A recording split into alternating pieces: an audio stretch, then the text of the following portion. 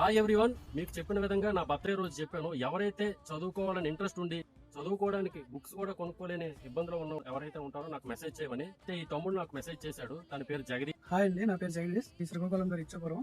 Last సారి July 7 sir birthday రోజు ఎవరైనా సరే చదువుకోవాలనే తప్ప నుండి బుక్స్ కానీ మెటీరియల్స్ కానీ ఏవైనా మీకు కావాలి అంటే నా తరపు సాయం నేను చేస్తాను, మీరు మెసేజ్ చేయండి అని చెప్పారు. సార్ నేను పర్సనల్ గా మెసేజ్ చేశాను. సార్ నాకు మీరు కొంచెం బుక్స్ ఇస్తే నాకు హెల్ప్ అవుద్ది అని చెప్పేసి సార్ వెంటనే రియాక్ట్ అయ్యి ఆ రోజే రమ్మన్నారు. నెక్స్ట్ డే అలా టైం అయిన వల్ల రాలేకపోయినా ఇది ఇచ్చాను.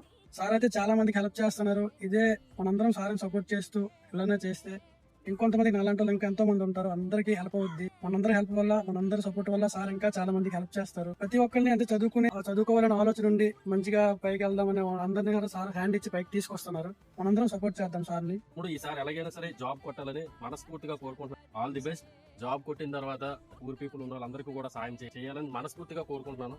ఇదిగో బుక్స్ కష్టపడి చదవాలా. ఖచ్చితంగా జాబ్ వచ్చిన తర్వాత వీడియో తీసి పెడతాను. నువ్వు చాలా మందికి ఇన్స్పిరేషన్ అవ్వాలా. అయితే ఈ వీడియో చూస్తున్న వాళ్ళు కూడా ఎవరైనా ఇంట్రెస్ట్ ఉండి బుక్స్ కొనుక్కోవడానికి డబ్బులు లేక ఇబ్బంది పడుతున్న వాళ్ళు ఎవరైనా ఉంటే నాకు మెసేజ్ చేయండి.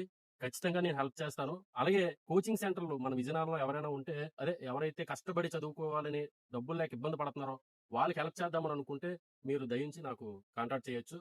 దీని ద్వారా మనం వాళ్ళకి హెల్ప్ చేస్తే వారు మరికొందరికి జాబ్ వచ్చిన తర్వాత హెల్ప్ చేస్తారని ఆశిద్దాం.